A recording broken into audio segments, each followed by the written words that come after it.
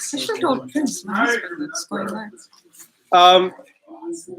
Good evening, everybody. How are you all? Good to see you all. In the break time, holiday time, everybody is here. Exciting panel, exciting people, and I hope this panel, this conversation is going to bring more that we are aiming for. So, allow me to introduce before I jump into the formalities of introductions. I would just like to say a little bit about today's conversation. Sister Roja Singh is a professor of sociology. She teaches down in upstate.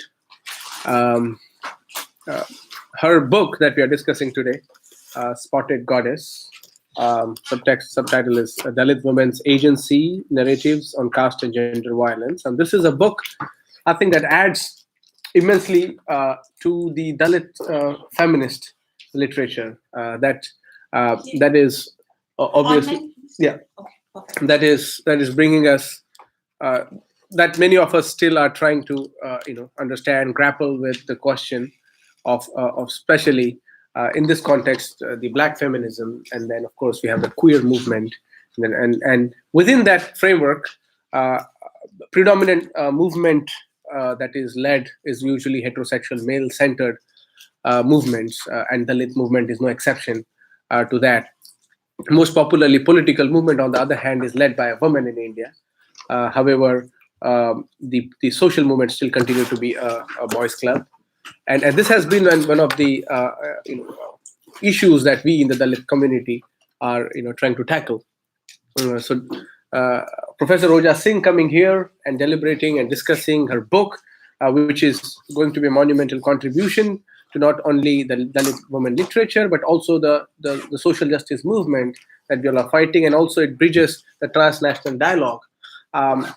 She was one of the plenary speakers at the conference, the third anti-caste unfinished legacy of B.R. Ambedkar conference at Brandeis University, alongside Professor Cornel West and Professor Sukhdev Thorat. And professors have blurb on this, amazing.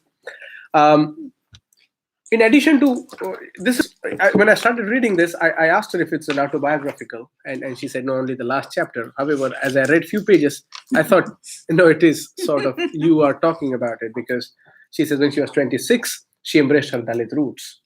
And then the story begins. We will hear more from her. Dr. Roja Singh is deeply passionate about claiming human dignity and social justice for all, specifically for Dalit women and children who belong to this Dalit or so-called members of untouchable caste in India. And then she firmly believes in education as a tool that could uproot the cycles of oppression, and caste being one of them.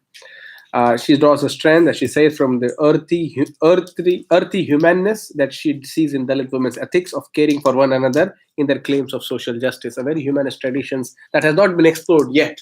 The Dalit humanity or the Dalit universalism has still remained confined within the discourses of the Brahminic dictions.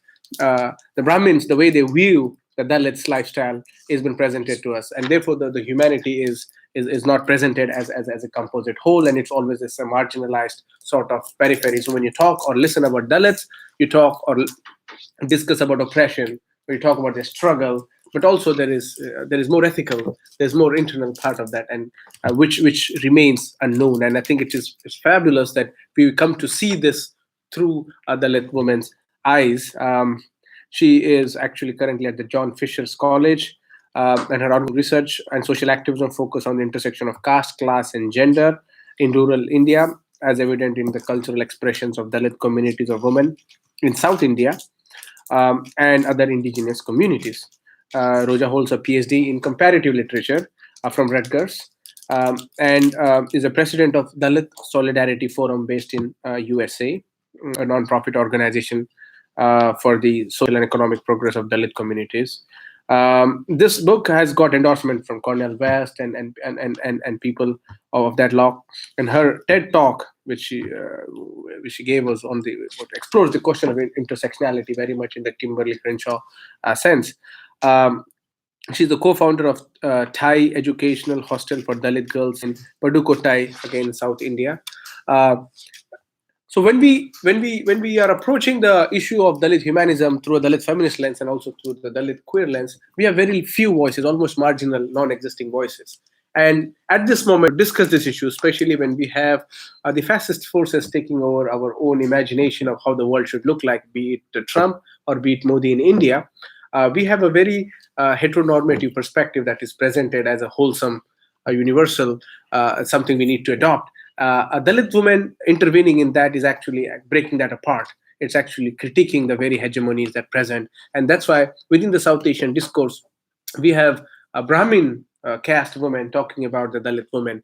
And it doesn't get as close and as intimate as it does with Professor Roja Singh. Let's welcome her, and I'm very excited to listen. We are all excited to listen to your deliberations. Claps to Suraj and to Jaspreet for putting this together.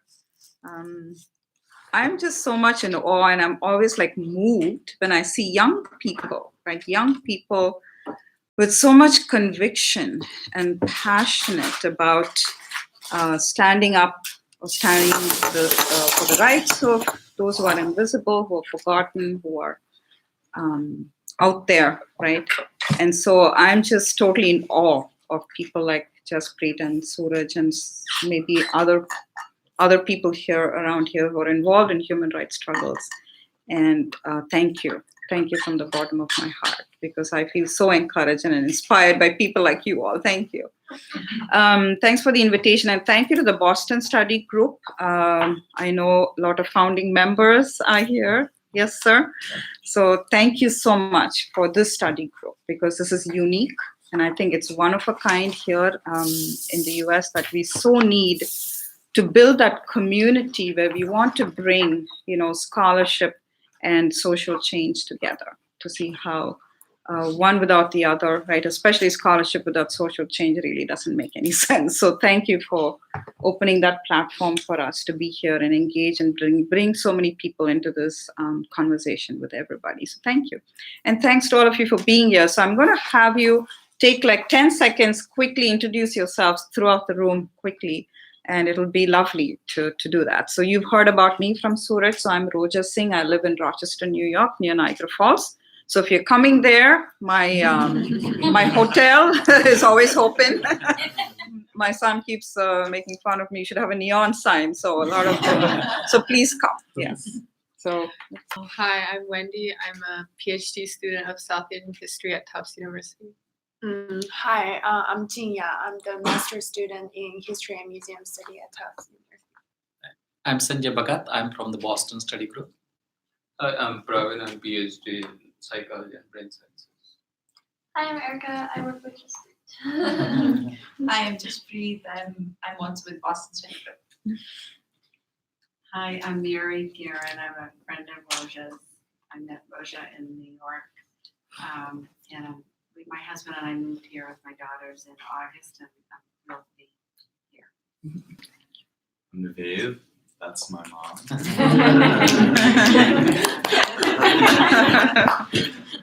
I'm Alexa. I use she, hers, and I'm a master's student at Harvard. I'm Andrew. I use he, him. I'm also a master's student in Divinity School and friends with Suraj.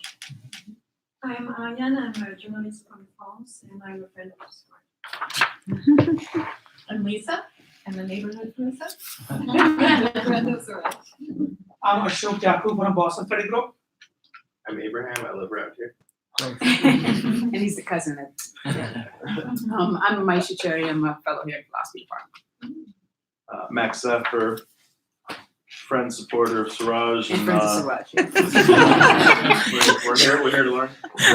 You should call this the Suraj Friendship Group.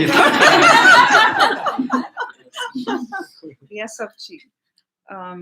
So thank you again for being here, and I'm especially very proud to have my son here, who I'm very, very proud of. He's in my acknowledgement section. I have two sons. So Naved is my firstborn. He was 7 months old when we moved to this country, carrying him on Lufthansa. screaming all the way for nearly 14 hours. But I'm very proud of him because he's somebody who doesn't shirk any kind of opportunity he might get to stand on the side of social justice. And I'm just totally in awe of him. So thank you. He's a musician, he's a singer, he teaches performing arts at Concord Academy in Concord, Mass. But he's moving to Nashville to pursue a music career. So blessings. And him and his girlfriend, Caitlin, she's another wonderful person, full of passion for feminist rights and human rights. So thank you. And my son, Aiklin, who's 17, another young man who's very outspoken about, any kind of injustice happens. He's always outspoken about it. I'm proud of them. And of course, my husband, whom I've written about here, who's been my first teacher when it comes to caste situation, caste realities here. So a lot of you are from Divinity School. My husband went to Princeton Theological Seminary. His degree's from there, and he's the bishop of the Episcopal Church, one of our progressive churches. I was telling Suraj, we were the first church to ordain women, to ordain gay and lesbian women, and I'm just so proud to be a part of it. If you watch the Royal Wedding Bishop is our head of our church, Bishop Michael Curry. Yeah. So anyway, so a lot of people ask me, like, why this book, right? So why did I want to write this book? I don't know if I have a specific answer for that, but I can tell you about a few experiences that actually led me, into this. So I was here in the United States in the year 1990. I was not married at that time. I've been wanting to come to America from the time I was very little. I read about it. I thought like all fairy tales happened in America when I was little. I thought it was about, white picket fences and bunnies with pink noses and fairies and, things like that. That was my picture when I was very little. So since I already had that attitude in my mind that I wanted to come to America, it kind of kept building. And then, of course, I knew more about the US as I was getting older. And I wanted to come here to do my future studies, further studies. I had done my master's in English literature and postmaster's in English literature in India. And I was pursuing a PhD degree here.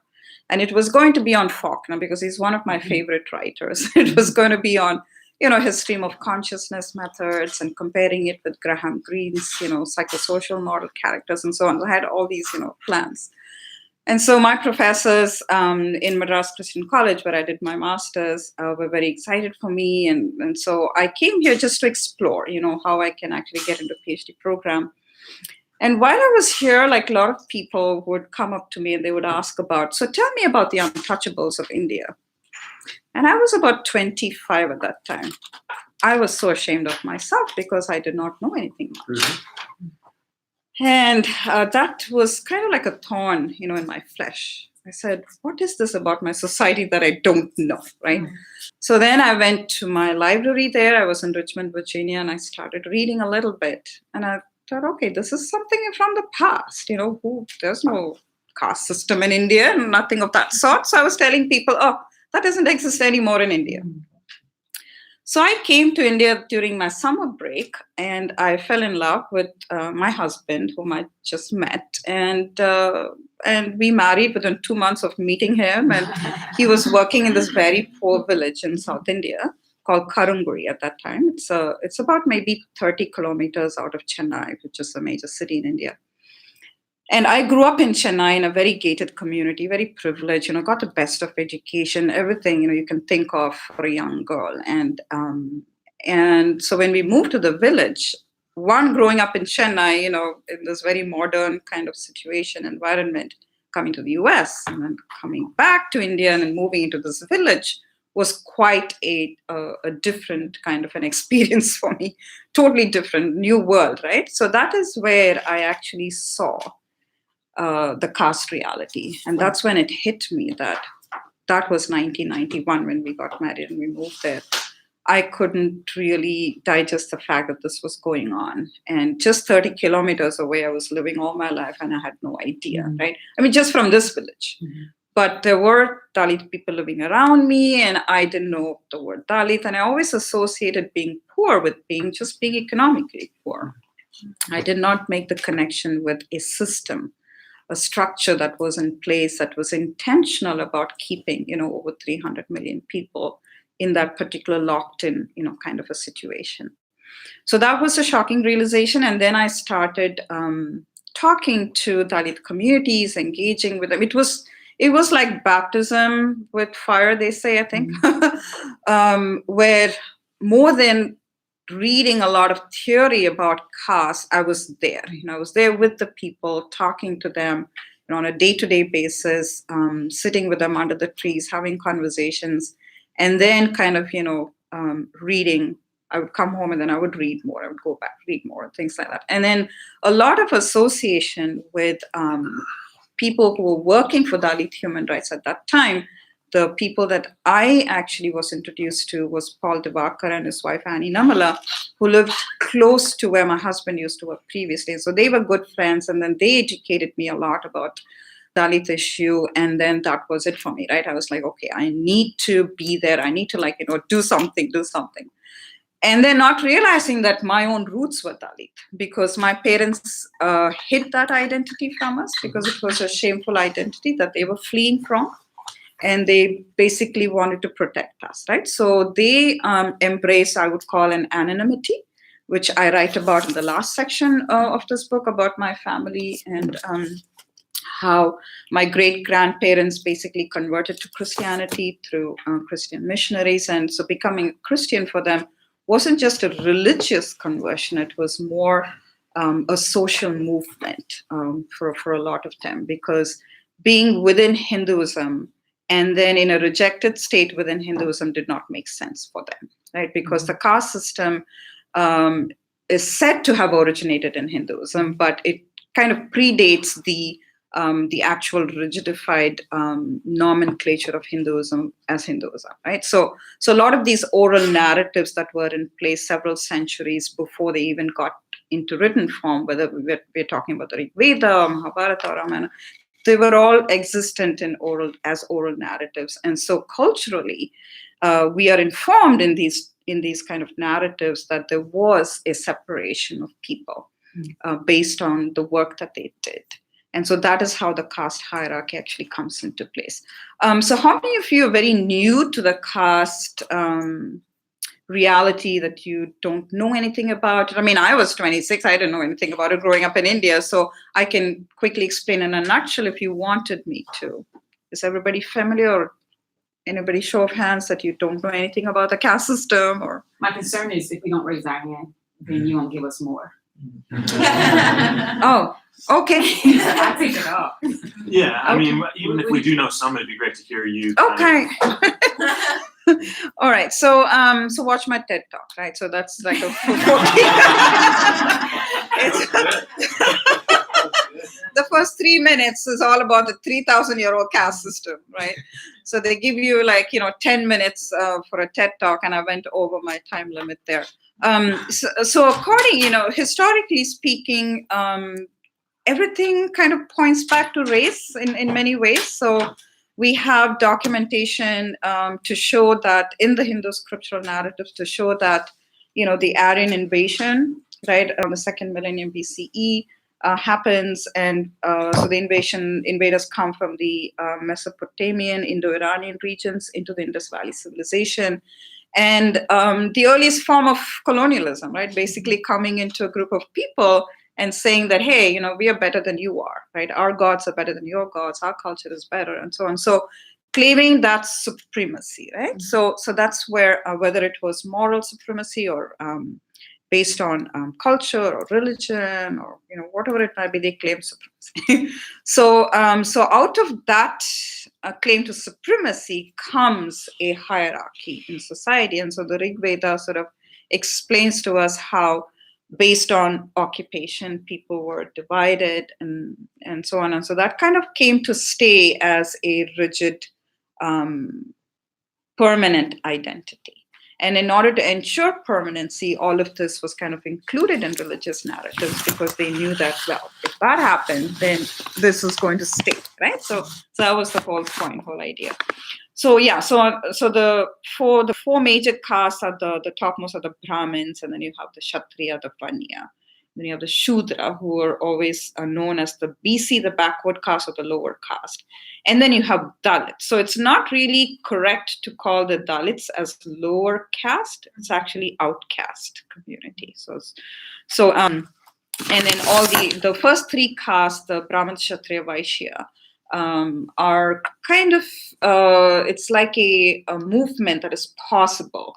So if you are a good Vanya in your birth, even though it's the third in the caste hierarchy, you can move up in the caste hierarchy in your next birth. So that's why people are very rigid about following all those ideals that they need to follow in order to be a good Vanya, be a good Kshatriya, and be a good, and then your next, the topmost hierarchy is the Brahmin. And then you are, then it's your salvation, right, that you gain. So it's like a ladder, it's a social ladder. So at the bottom of it is the Shudra. And some historians have stated that the indigenous populations who actually resisted the Aryan invasion and their authority got kicked off as the Dalits or the untouchables, the outcast, and those who did not resist kind of got absorbed into the system and gained like a status there within the caste identity as the lower but Shudra community. But you'll find that we call the Shudra as the wannabe Brahmin community in India. So you find that a lot of communal tensions, the immediate communal tensions in a lot of villages happens between the Shudra community and the Dalit community, because most of the Shudra community now have moved into the Vanya state of, being businessmen, owning a lot of businesses and so on. So the Dalits kind of are dependent on them. So they are, your landlords. So there is that immediate sort of that conflict that you find, at least where I was in Karanguri, I kind of saw that a lot. And then, of course, the Brahmanism, the Brahminic supremacy is kind of that presence that is the all-pervasive force that penetrates into every other caste identity. So it's a Brahmanism. So it may not necessarily be the Brahmin himself or herself, but it is the Brahmanism, right? So how we define hegemonic masculinity doesn't necessarily have to be a man, right? To be exhibiting that, but it is, it is a behavior, an ideological dominance that is there, and so Dalits have always been, this is over 3,000 years old we're talking about, and it's the oldest social hierarchy, as Sunil Kilnani, tells us in The Idea of India. He claims that. So it is a reality, and even after so many years, it's been very hard to dismantle it because of the fact that, of course, if you know a little bit about India, if you're friends of Suraj, you know that, right? So culture and religion is so intertwined in India. It's kind of like one and the same. So when you say Indian identity, it's almost like, being Hindu, right? So India and a lot of Indian politicians claim the Hindu identity, especially, the BJP government and so on. So it's all about Hinduizing India. And we've had a recent movement called Ghar Wapsi, which is calling back all the converts who went out of Hinduism. You got to come back, otherwise there's a lot of threat to your life and so on. So a lot of people are actually reconverting to Hinduism because they're afraid in the current government what is going to happen to them. So anyway, so going back again to 1991, so that's when I actually was exposed. And then my whole idea about, okay, William Faulkner went out the window, right? Graham Greene went out the window, even though they were my favorite writers. And I decided that if I'm going to spend like a good 10 years, doing a PhD program, I want to work on Dalit culture and cultural identity and mostly female, Dalit female voice and identity. And speaking with women and just, hearing their stories, it was oral narratives that I was really interested in. And I've been reading, more about caste and all of that. I realized that no Dalit voices, writing scholarly essays on caste. It's either, a white community or the Brahmin, scholars. South Asian studies group have always been, I won't say dominated, but have been occupied by people from the higher caste community. So that's something that I found out when I started applying to places for my PhD, because I wanted to do it on Dalit cultural identity, and I kept getting rejection from several universities. And that was 25 years ago. No, Nived was about 3, so that was about 22 years ago or whatever. So, and it was very frustrating for me. I was very dejected. And that kind of really motivated more. I said, I'm not giving up, which means there is no expertise that is out there to guide me or somebody to even like embrace this field of study. So I even from Gayatri Spivak, who headed the Complet Department, Columbia at that time, I got a rejection letter. I was like, oh, okay. I know how many of you know Mark Taylor. He's a great theologian who teaches at Princeton, and he's a personal friend of Spivak, and he's a good friend of mine. So so he was trying to convince her how this will be a really good, asset to her department, this field of study, but that just didn't work out. So, and I kept I was resilient and I was more convinced that I have to do this field of work and I have to write. And I have to, bring these voices out in the open. And I want other people to hear stories of these women. But they're not going to hear these stories as just stories unless it comes from, a credible, authentic, kind of valid perspective. So I had to work hard at it. So it took me about 5 years. And I was tired of reading only theory, whether it was about post-colonial theory or whether it was about of course, subaltern theory is part of post-colonial theory and all of that. And I was tired of reading all of that. And I said, we got to move beyond theory. And so that's why my book is not really seeped in theory, but I'm explaining a way of life that I observed in Dalit communities, which I'm calling as earthy humanness. So in many ways, my book is a freeing of institutionalization, right? Of any kind of, naming a field of study or a process of social change and social identity. We cannot really box it, right? So breaking out of those, bordered identities is a huge part of my book. So now I need my glasses. All right. So I actually had my own copy where I highlighted and had my little Post-it slips and everything, and I left it in the car, but that's okay. That's fine. So my book is called Spotted Goddesses. So what I'm going to say is, that's my story in a tiny nutshell. So if you have any questions, so please feel free to raise your hand. I want this to be an interactive session rather than me lecturing or anything rambling, but I want you to be in conversation with me. So please, make that happen. So I would like to just facilitate that for you and with you here. So that's how I got engaged with Dalit human rights and seeing the struggles of people and wanting to write about it.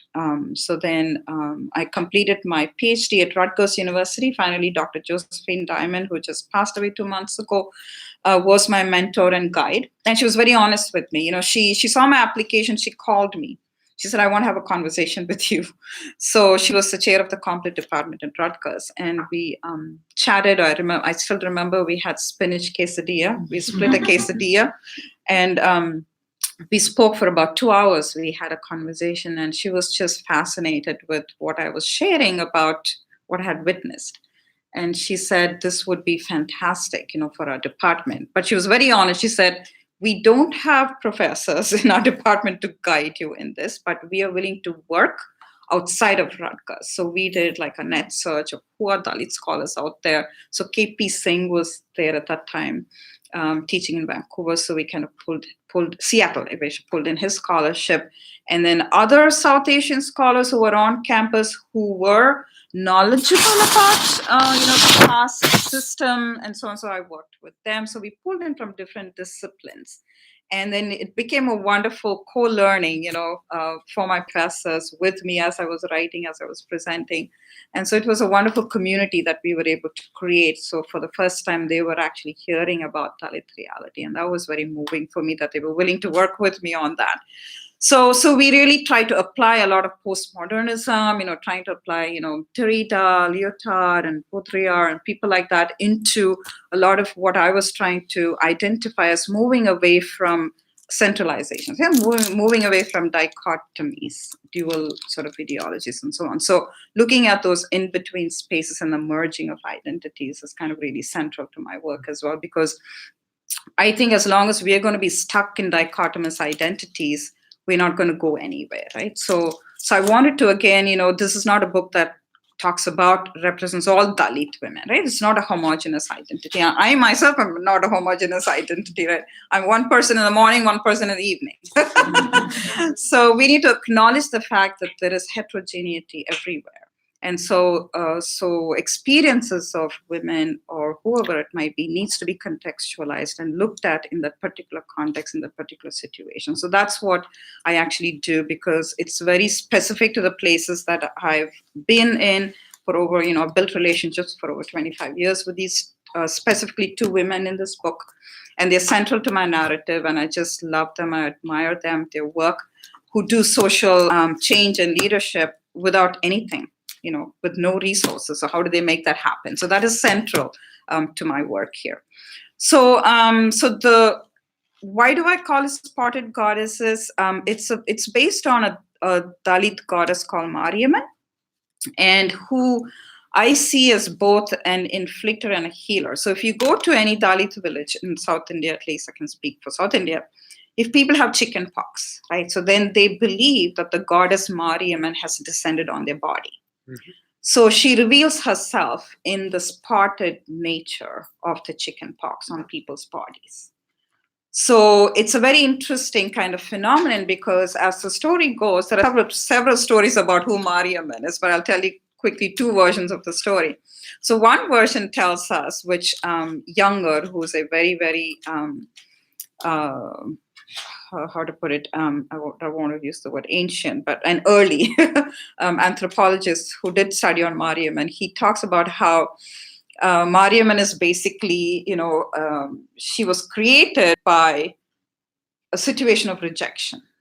So there is that connection, right? So with Dalits being rejected. So in the caste system, the caste hierarchy, right? So out of the 4 castes, the Dalits are the ones who are rejected from the divine plan. So Brahma did not create the Dalits. So they're kind of like primordial sort of evil beings who are kind of like kicked off, rejected by the divine plan, So the god Brahma created Brahmins, Kshatriya, Vaishya, or Vanya, and the Shudras get included, but then the Dalits are the ones who are kicked off. They're the rejected people. So that's the connection that I'm making, because Mariamman, like originally she's supposed to be the wife of a Brahmin who was extraordinarily beautiful. So the 3 gods, Brahma, Vishnu, and Shiva, come down to the earth to see how beautiful this girl is that everybody's talking about. So the 3 gods come down to earth, and they enter her home. And she gets really upset because they are disturbing her peace and her tranquility. So she curses them, and she turns them into little children, the 3 of them. So when her Brahmin husband comes home and she finds her, she's basically kind of like mothering them. And Younger uses the term mothering. My suspicion is that nursing is what I'm thinking. I don't know. So he walks in and he sees these 3 little, children that she's, made out of these 3 gods. And he's very upset with her, the Brahmin. So he curses her and says, you cannot stay with me anymore, and kicks her out of the house. So that's how she becomes the wanderer, the rejected wanderer, who's out there. And then he also curses her that she's only going to make her living out of the blessing or the mercy of other people. So which means, all her necessities needs to be provided for her. So that's how she's cursed. And so she's a wanderer. So very much so, in that story, she is embraced by the rejected mass of humanity, where, who are the Chandala, right? So then they take her in and they give her protection, and they clothe her, and they give her food. And so that's the story. So even today, every year we have the Mariamman festival in Dalit villages, where it is about, we call it kur, which is porridge, right? So the entire community will come. So it's almost that they are actually providing food for the goddess, but they're providing food for everybody, which means then she is fed as well. So they make sure that she's pleased. So they think that she's pleased by them hurting their bodies. So they do that a lot during the Mariamman festival, hurting bodies to please her, to gain her sympathy, to gain her affection. They do that a lot. So she's both the inflictor and the healer. So when she descends on you, you have like chicken pox, but then people, are happy that one person in their family has chicken pox, but then they also want her to leave. You see what I mean? So there is that ambiguity. And I think in that ambiguity is where that connection is there also. Because the Dalit situation is very ambiguous because, on the one hand, yes, they are the untouchable, they're the rejected, people, especially women and all of that. But then, they are the ones who are sexually exploited, constantly being touched by people of power. So being thrown in and out of identities becomes a huge, ambiguous sort of existence for Dalit community. So I talk about that as well here. So later on, I'll read a little bit about Mariamman here. So that's one thing. And then presenting organic substantive voices is important. So again, sort of going back to Gramsci, where he talks about organic intellectual. So I kind of see these women who are creating changes, their voices, their songs, their narratives, relationships that they build. It's all organic. So that's something that I do as well in the book. And then performance intersectionality, because demonstrating it in the doing of intersectionality. And that's something that I think Kimberly Crenshaw also emphasizes a lot. Even in some of her recent talks and writings as well. Intersectionality cannot just stop with being a theory, right? So how do you do intersectionality? So that is important to me, that coming together of theory and activism.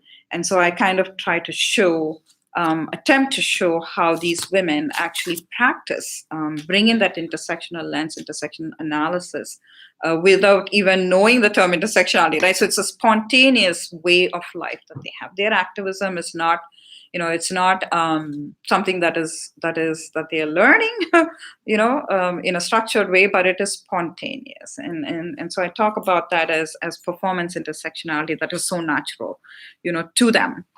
And then representation, of course, right? So where I talk about Dalit women actually representing themselves, right, in this particular work, where they are telling the stories and I'm using their own words. Of course, I had to translate it into English, using their own words, using their own perspective, whether it's curse words or whatever, it's all in here, right? So how they actually live into their difference. And that's important because it's not that they're saying like, oh my God, internalizing their difference, but there is some of that internalization, definitely, but then using that difference in a subversive way.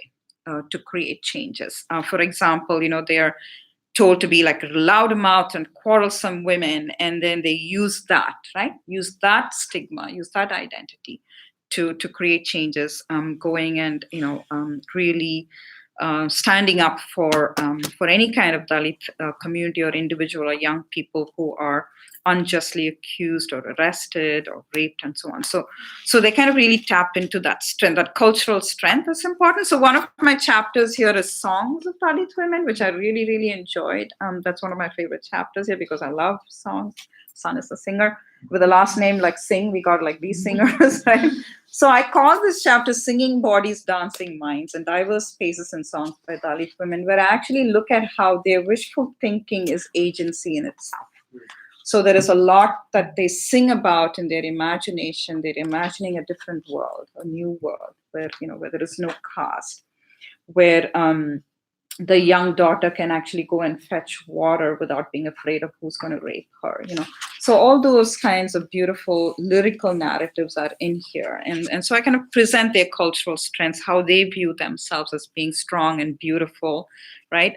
And then Bama, who's one of my favorite Dalit writers, she's one of the first Dalit women writers to have been published widely in terms of her novel. She wrote Sangadi, she wrote Karuku. Basically, they're autobiographies of her community. And they've been translated into several languages, including French. Macmillan has published her work as well. You should read her works, phenomenal works. So she's in one of my chapters here. And for me, it's about relationships. So I've built a relationship with Bama for over 13 years now, and then I've built relationships with Rani and Kalai, who are the social activists here, for over 20 years now. So relationships is very integral to this work. So I'm a huge believer in that. So I'm really honored that Bama gave me permission to write about her in this book, and she's actually endorsed my work as well. And then what else? So transgressing, how these women are transgressing boundaries boldly, moving into those spaces of authority. It's very scary to see how these women actually are standing up for their rights in front of their landlords, right? In front of the Brahmanic sort of temples that are there, in front of police and so on. So it's really, really marvelous and astounding to see how they can actually make it happen. So when they actually, I've traveled with them to several of these places that they work in, and it's pretty scary to be there. And they're very protective of me when I'm there. They're always like, doing this to me as if they're protecting me physically. They're like amazing women. So one example that Bama gives in terms of resistance and subversive resistance is she writes about how, one older woman in her village, she takes a dip in a pond, which is only meant for upper caste people. Right? It's like a public bath space, and only upper caste people are allowed there. And she's a Dalit woman, and she's a very, kind of rebellious kind of a character in her book, and she's for real. So she takes a bath in the pond, and she's punished for it. She's beaten and all of that. And then she comes back to work the next day to her landlord's house, who actually, kind of claims ownership to that area, to the land where the pond is. And so she has to, bring water to him.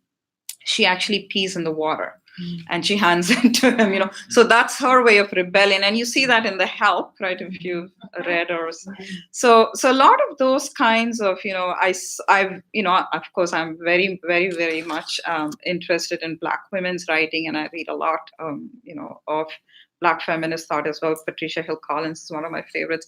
And so a lot of those intersections you'll see, right? How a Black female identity and Dalit female identity, really are rebellious and transgressive in so many ways, sort of really claiming that self-consciousness for themselves and making that change happen from within. So that's what the book is about. So if anybody has questions, you want me to dwell on any specific, themes that I have kind of touched on, I'm happy to, because everybody's interest is different, right? Somebody's interested in history, somebody's interested in folk songs, somebody's interested in, I don't know, just the feminist part of it or the identity part of it, earthy humanness. I can say more about that. So it's open to you all now too. Thank you.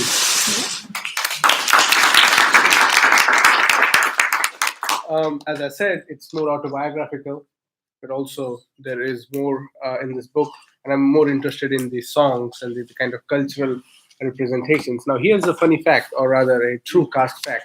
Many of the art forms that emerged from India, which are considered traditional Hindu, are actually having the roots within the Dalit tradition. So the various forms of, for example, the South Indian mrudung has origins mridangam, because it is when the makeup of also that instrument comes from a very kind of filthy or impure profession, because it is made up of a leather. It's made up of a cow's skin. Oh, you're talking about parai. Yes. Parai. Mm-hmm. But also the mridangam, that it gets translated, it becomes Sanskritized. So when we are kind of following these trails, the originality of this art becomes, in a way, reformed form of certain kind of a Brahmanic way of presentation, which excludes the originality and the origin that it comes from. And so many scholars are now kind of going back and looking into the origin of these various art forms. And similarly, various performers continue to be dominated by the Dalit caste, but they don't get the recognition because that performance is not considered as a performative kind of art form. It is considered as something that is part of an aesthetic which could be carried on. So there is a lot of appropriation and misappropriation happening within the Dalit art sphere, and maybe within this chapter we can explore.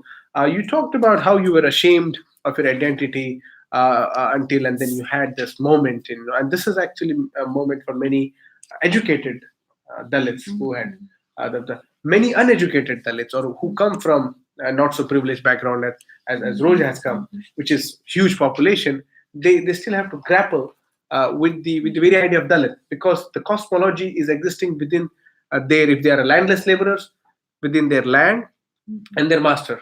They can't go beyond that. So the dreams and as well as the whole schema is presented in a very confined form.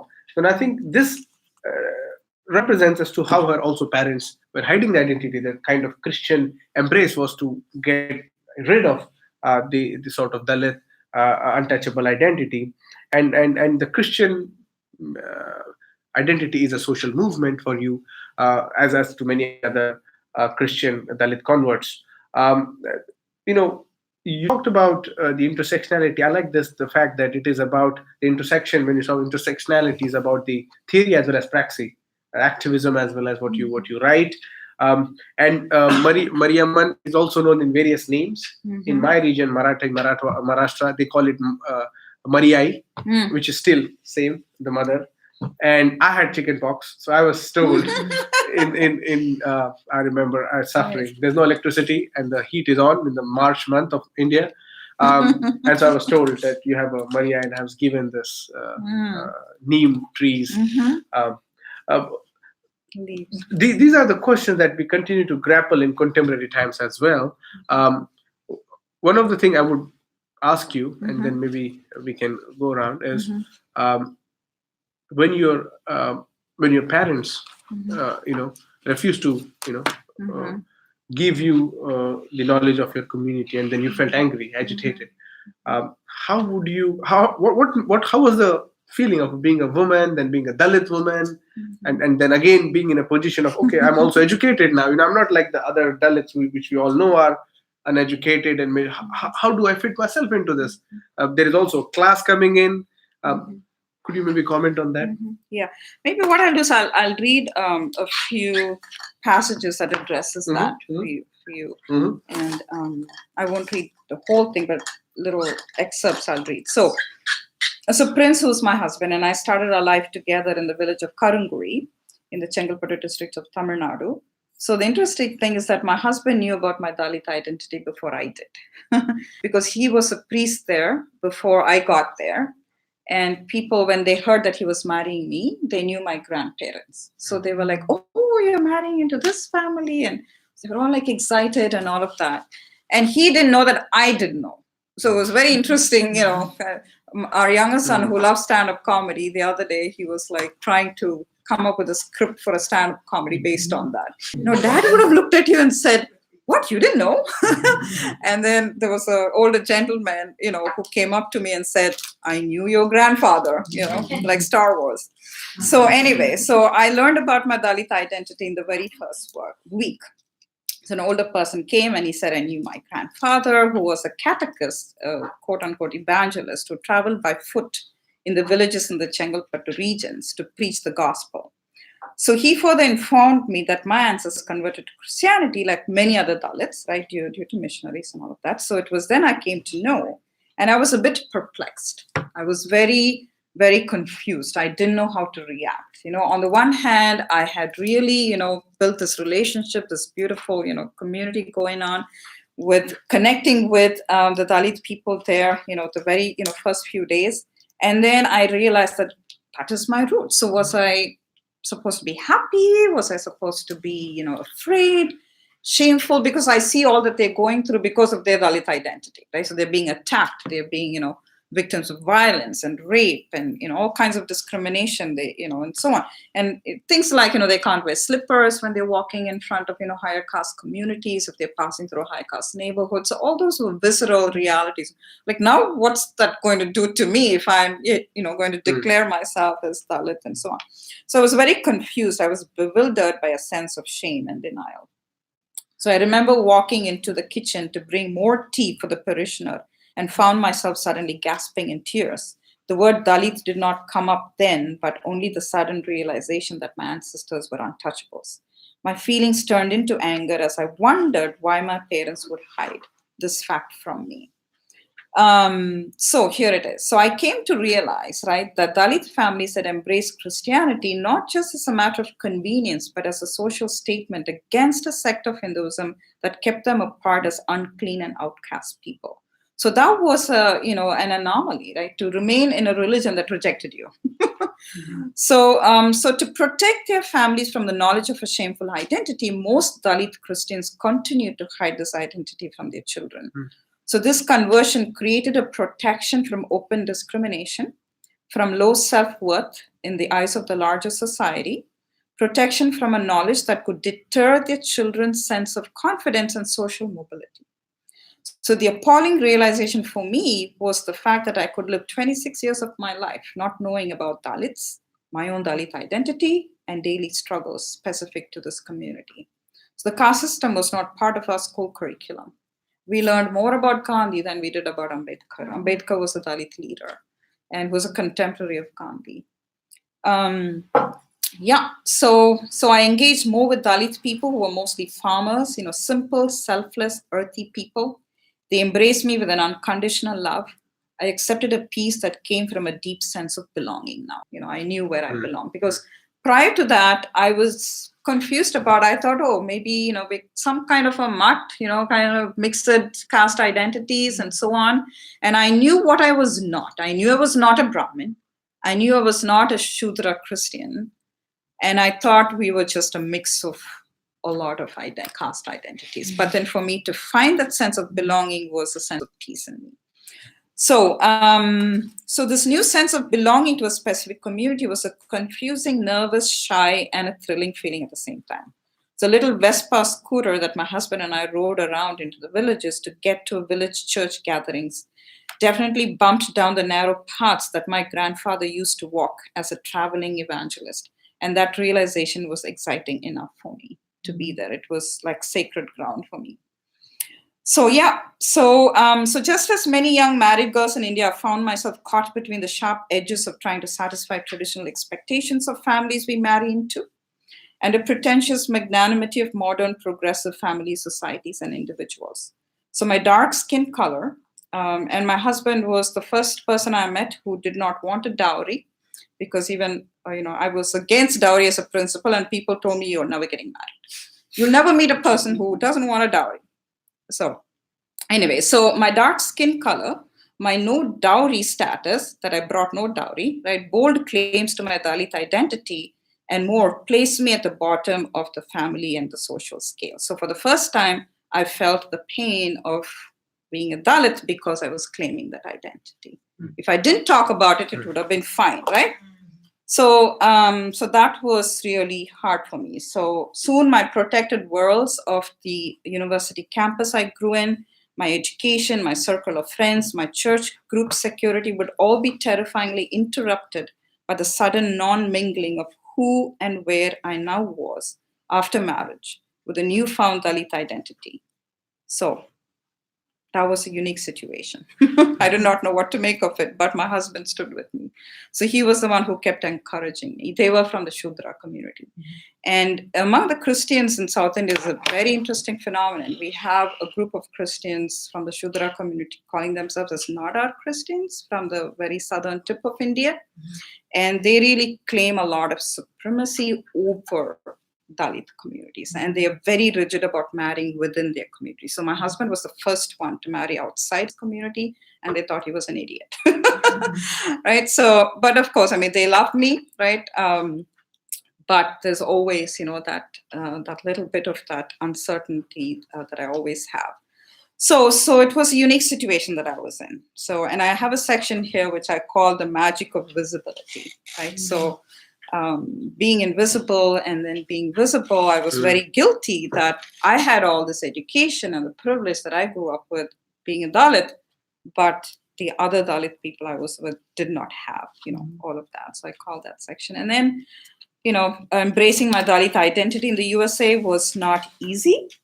Even most of our supporters here, when we first started the Dalit movement, it was mid-1990s, along with Paul Devakar and Annie Namala, with the and Smita Narula and so on, who was with Human Rights Watch at that time. Naveed was a very little little child. And we would sit for hours and hours and talk. And so once when Paul and Annie came home from India, Navid climbed onto the lap of Paul and he looked at him and he said, "When are you leaving? Because my parents are always talking to you all the time when you're here." Too much talking going on.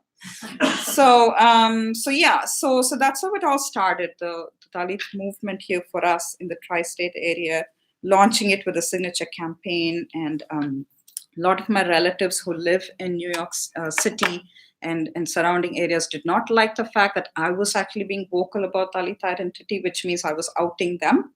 And they had children of marriageable age that they wanted to, sort of move up in the caste identity. So they were quite upset about all of this involvement, and their children were excited they were teenagers at that time, they were in college, they were excited to join us, and they did several events with us. But then slowly the parents started discouraging them. And so that was hard for us. But we did, a lot of picketing in front of the UN. The first one happened in 1998 with the help of Human Rights Watch. And so that's how my journey here happened. And most of our supporters, are from the Black community and white community when we started, because the Indian community totally resisted it. They said, "Don't talk about this. It's a shameful thing. And it's an ancient thing. Don't talk about this. It doesn't exist anymore." That was kind of a lot of denial. So we lost a lot of our Indian friends because we said, no, we have to talk about it, right? So we lost a lot of our Indian friends that way. But the church was very supportive to us. It was a very supportive space for us. And a lot of our youth group members, traveled with us to India, to Dalit villages. And few of them now are actually Dalit scholars. Joel Lee, I don't know if you've heard of him. So he wrote Dalit Women Speak Out. And so it's very rewarding to see how, a momentum, kind of took place, and it has brought us thus far. So nice. See, Dalit identity is one thing, and Dalit movement, I would see that, because it's not only Christian example, even if you are a Buddhist Dalit, even if you are a Hindu Dalit or any Dalit, your parents are not really telling you, because Dalit is this untouchable, kind of very inferior kind of identity. And, so there is always this fear. But also there is embracing of Dalit as a movement, as something that is channeling a change. And so many within the Ambedkarite discourse, or who follow these kind of Ambedkar's radical logic, embrace the Dalit identity in order to, reconstruct the definition that are imposed upon them. So it's not this untouchable kind of thing, but it's a rebellion character. It's about consciousness. So Dalit has been really reintroduced. Let's open up the floor. You talk about Brahmanism, and I wonder if you can just tell me more about that. What is, you said that it encompasses the way of life. If you can just explain what that means and what that consists of. I'm not going to claim scholarship in that. Suraj probably knows a little bit more on that, but it is basically because in Hinduism you have the duality of purity and pollution, right? So some people are considered pure and some people are considered dirty, to use the plain word, right? Purity and pollution. So it is that dual ideology that comes out of Hinduism, which is a Brahmanic concept, because the Brahmin male is considered to be the purest human being ever, okay? Who was created in the creation story. The Brahmin came out of the head or the mouth of Brahma. So that claim to supremacy, as the ultimate authority, how holding power or hoarding even resources, even education, was very specifically only hoarded by Brahmin communities for several centuries. So that's what we mean by Brahmanism, a total control and hoarding of resources and privileges, as if that was their prerogative and it's their entitlement, right? Yeah, you can. Brahmanism is also, in addition to what Roja just mentioned, it's a plot employed by the Brahminical community. I mean, the Brahmins are the top guys, and they are minority. It's like it's equivalent of apartheid South Africa. Imagine white minority ruling the majority of other black and San and other indigenous groups. So Brahmanism is something a person who believes in the idea of supremacy, meaning I am superior than you. and kind of swears and is committed to the caste-based distinction. Meaning, if I'm from particular caste, I will ascribe to it. And for that, you need not be a Brahmin. You can be also middle caste or even lower caste. But you are committed to the idea of the supremacy of your own status. So in the caste, even if you are the second or third or fourth, you are still above someone else. So within the untouchable also, there are various gradations. So there is again someone else. So it's a hierarchical order. It's a very rigid system. And Brahmanism is something that validates this. This not only validates in its scriptural practice, but also in its material. If you're going for a job, if you're having a marriage, or various domains, Brahmanism sort of kicks in, and it gives a legitimacy to the order, which is inhuman. Somebody was here. I think one thing we need to add here is that in the beginning of the lecture, Rosa said that the caste system is by virtue of the professions you are doing. But I think the caste system in India or the Hinduism is by virtue of your birth, not because of your occupation. So what happens? So in that, you cannot go to the next level anytime, whether it is from Shudra to Vaishya or anywhere. So that's why for 3,000 years since when this caste system is implemented, the people stay in the same grade since last 3,000 years. So the Brahmins are always supreme and the Shudra is always at the lowest and the Ati Shudra is nowhere. So, so that is the worst part of. Otherwise, the gradation system exists in many of the nations. It is not that the gradation system doesn't exist. In some or the other form, it exists. But the worst part in this Hinduism and India, because it is based on your birth. So to what family you have born, you are going to stay there, irrespective of what level you reach, how intellectual you are, what level of profession you have reached. To give the example, the Baba Sahib Ambedkar, Peter Rosa was referencing, he was an architect of the Indian Constitution, and he has, I believe, so many degrees that we cannot remember. So he's that intellectual. But when he went from, after studying here in Columbia University, and he was working in with some kingdom at that time, the king was there. So the peon at that time, he was a boss, superior, supervisor there. And the peon who was from the Brahmin community was not giving the water to that supervisor or the officer. So that is the condition of the caste system. So just wanted to give the real picture of what is the caste system in India is about. This is really basic, but I think it's maybe important. I'm thinking about the incident with the bathing in the pond. Is this discrimination happening on an explicitly legal level, like from the Indian state, or is it just like everything's embedded at this local level and this is how it works?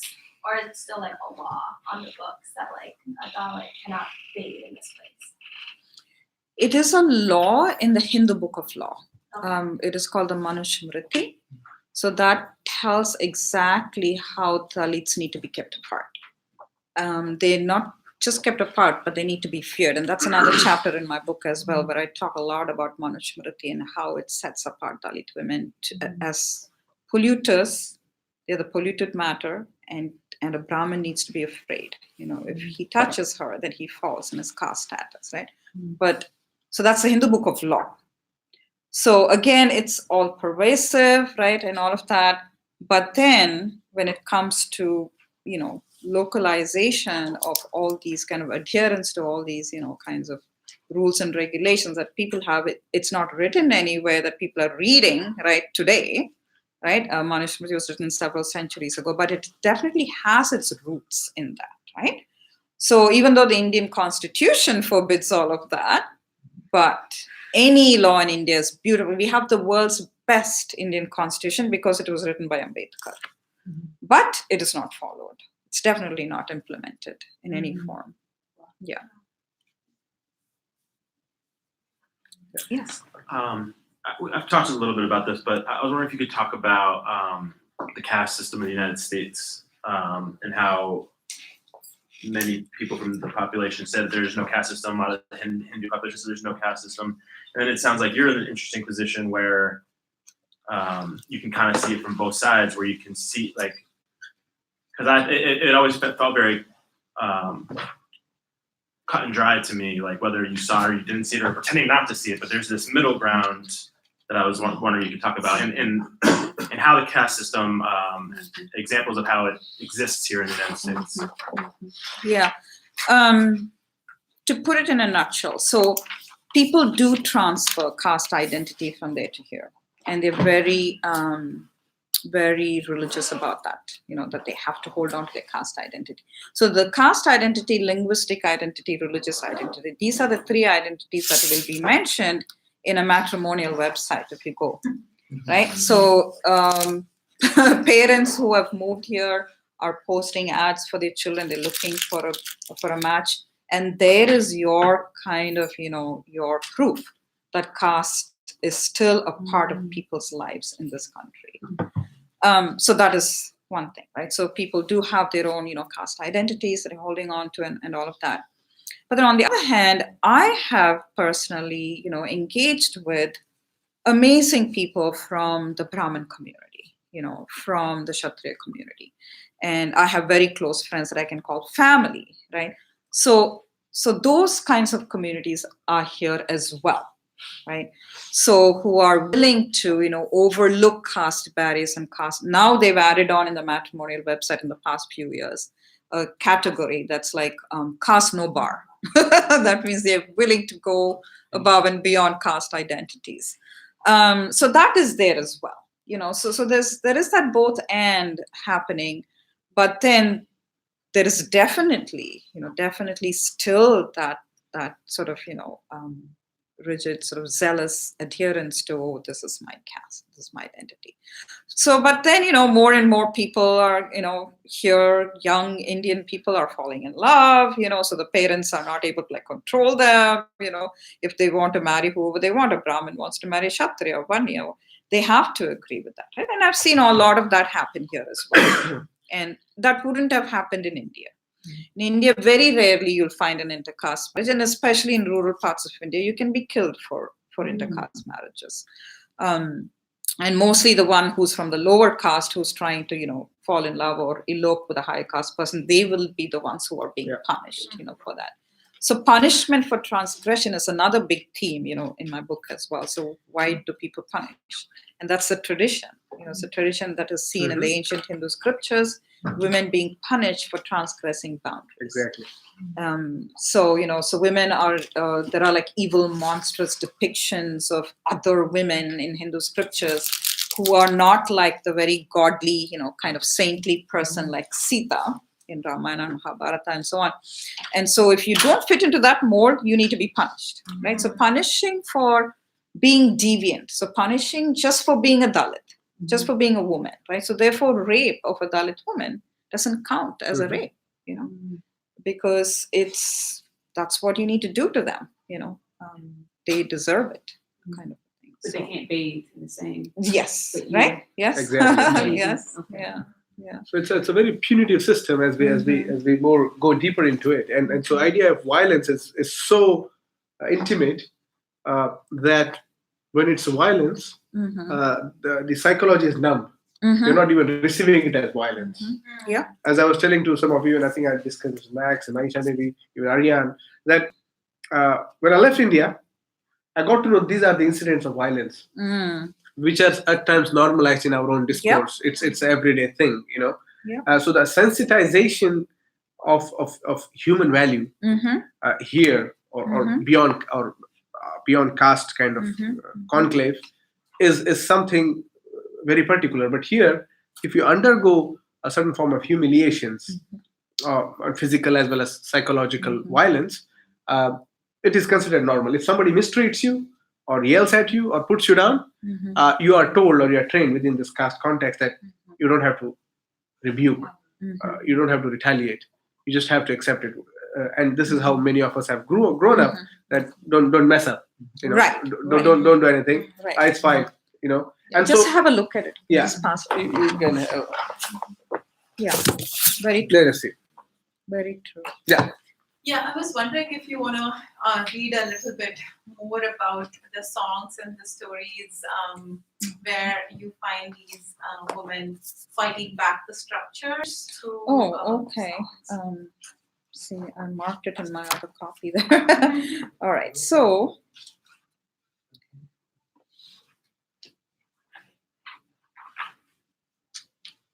rebellion in Dalit women's activism is something that I'm starting with a quote by Gloria Anzaldúa, right, where she talks about there is a rebel in me, the shadow beast, right? So looking at how these Dalit women are basically trying to overcome the idea that they need to be punished for being a social transgressor, right? So I'll just read a little bit. So in their strategy of leadership, right, authoritative forces, internal psychological limitations are overcome. And this practice of overstepping boundaries spreads among neighboring Dalit communities as a ripple effect.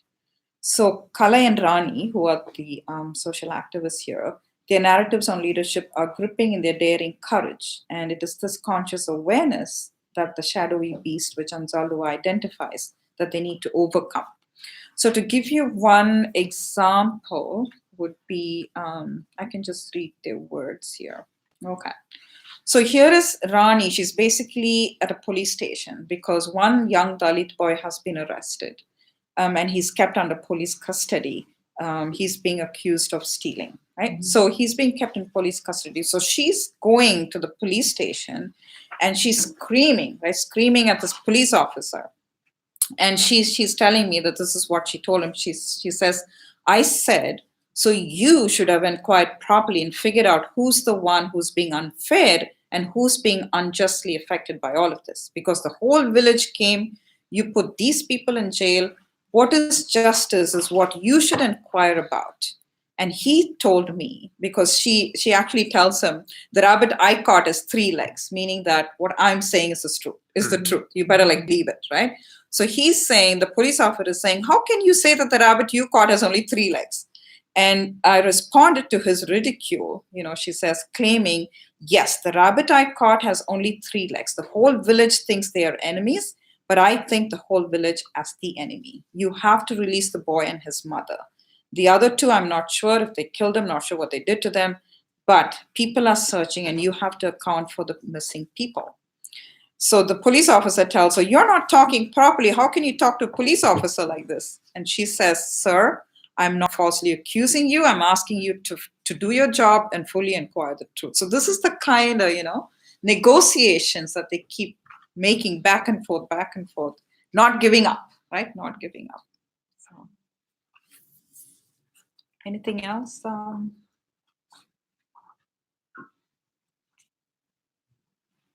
Yeah. For those who haven't read the book, can you tell us a little bit about what you mean by earth? Yes. Thank you. I would have regretted if I didn't say that. So, yeah. So I adapt the term earthy humanness. Where is that? Okay.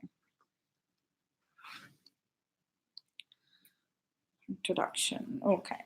So earthy humanness is a way of life. It's an unconditional ethics of care for the physical, spiritual, and economic well-being of a community, person, self, and or nature, where identification with another is a mode to claim human dignity and relationships. So this earthy humanness is grounded in lived experiences, and it reveals inner tensions and struggles of daily lives, where a meshing of submission and resistance forms the core of a change-seeking restlessness to counter a culture of violence and punishment leading to result-based activism. So spaces of restlessness leads to a kinesis of deep desires and actions to instate claims to human rights into their daily lives as a rightful way of life. So an activist subversion of stigmatized characteristics as being different is an integral part of that restlessness, where differences become tools of battle. So yeah, so that's basically what it is. Would you say that this is this like a conceptual kind of thing that someone can take on in resistance? Is this something that you observe Dalit people have in general? Something that I observed in these 2 women. And few other communities that I've engaged with. So I'm not saying I'm speaking for all Dalit women because I haven't traveled the length and breadth of India, but since I know these women, I see it as a way of life in them. Yeah. So it's an observation. Again, you know, I'm not a theory bound person, but it's an idea to sort of, you know, have in mind to describe the way they do their activism. So, yeah. Because I feel like feminism, using the term feminism kind of restricts the scope of Dalit narratives, because we want to acknowledge the differences and experiences of difference. You know, I mean, we have post-colonial feminists, right, like Mohanty and people like that who do talk about acknowledging and honoring different experiences of women, but they are the people who leave caste out of any kind of discussion. You know, so then how can you actually talk about claiming a marginal identity being in the US, saying that, oh, Western thought is, you know, kind of really marginalizing our voices, drowning our voices, when you're not really incorporating voices of women where you come from. You know what I mean? So can I add a little bit to yeah, that? sure, I feel sure. like we've had these conversations a lot of times that I've seen Indians, South Asians include themselves in Black Lives Matter a lot, and like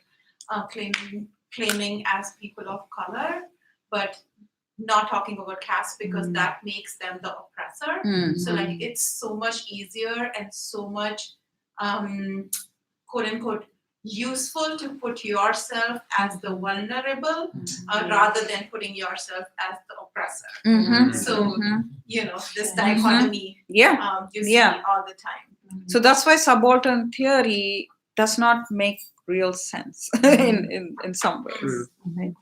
So we have to move from the dichotomy of the oppressor and the oppressed and bring into the conversation, right? All kinds of experiences that are out there. Rosha, would you tell everyone about the school for the girls? Thank you. Before I forget, right? So I'm so thankful and happy that Mary is here. Mary and Mark have been very close friends of ours for over 10 years now. Mark was the president of the Hobart William Smith Colleges in Geneva, and now he heads the, can you describe what that center is? Institute of Politics. Yeah, so he's the director of the Institute of Politics here at Harvard. And they are people who have a heart for the underserved, especially Mary, where she lived in Geneva. She reached out and really pulled into visibility and opportunity a lot of children who were left out of the economic quotient. So thank you, Mary. And yes, so because I was working so closely with Rani and Kalai Magar, who are grassroots Dalit leaders in India, who write a lot about them here, I got very involved with what they do, with their work. And so I remember one evening we were just sitting under, I don't remember what tree it was, maybe a tamarind tree. It was very hot, and we were in a community it was called the Golden Nagar, ironically. And that is where a lot of manual scavenging community lived. Wow. These are the people who would clean toilets, right? So they were living right where they are dumping all the excreta that they have to collect in baskets and dump it. And they were living right there. And we were sitting under a tree in that community, and I was seeing all these children running around, and we were just talking about how if only these children had the environment that they need to do well in school, you know. And so we said, okay, let's rent a house. So we rented a house, and we brought 20 children from that community. And we tried it out for 2 years. And we saw that these children were doing well, much better than they would if they were not there in that particular facility. We call it the Thai hostel. So they're there from Monday through Friday, getting all the education, the tutoring, the food, and all the nurturing that they need. And because originally the teachers were chasing them out of the classrooms, because they were dirty, they were smelly, they were working with their parents, cleaning and all of that. And they would either make them sit outside the classroom or way in the back on the ground, or they would tell them to go clean the school toilets, right? So that was their situation. But now, with the Thai program, it's a small program, but just for that local community. So these children stay there, and they from K through 12, we have 28 children now, girls. And so they receive, all the help that they need to do well in school, and they're doing great. And so after 12th grade, we place them in either teacher certification or nursing certification programs, and they're doing well. They've gone into jobs now, so they don't have to come back to their parents and do that work. And so one of our girls has joined medical school. She's completed her second year. Very bright young girl. So that's why you should watch my TED Talk. But I say a lot about this, and I have pictures there. Just Google Roja Singh on YouTube; it'll come up for you. Cool. So yeah, so that's our program, and I'm so thrilled that Kala is actually heading that for us, and just a little bit what we can do. So you're all welcome to visit our place in India and spend time with the little girls. They would love that. In addition to the Niagara Falls. Yes.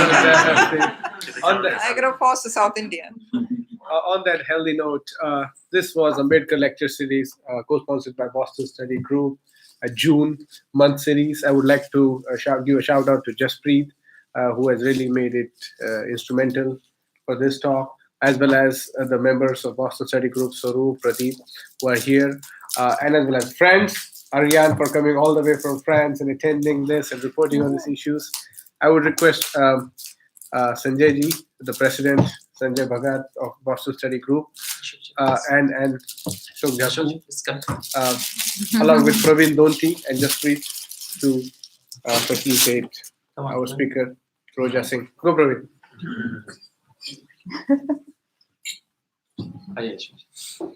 You take some picture. They take.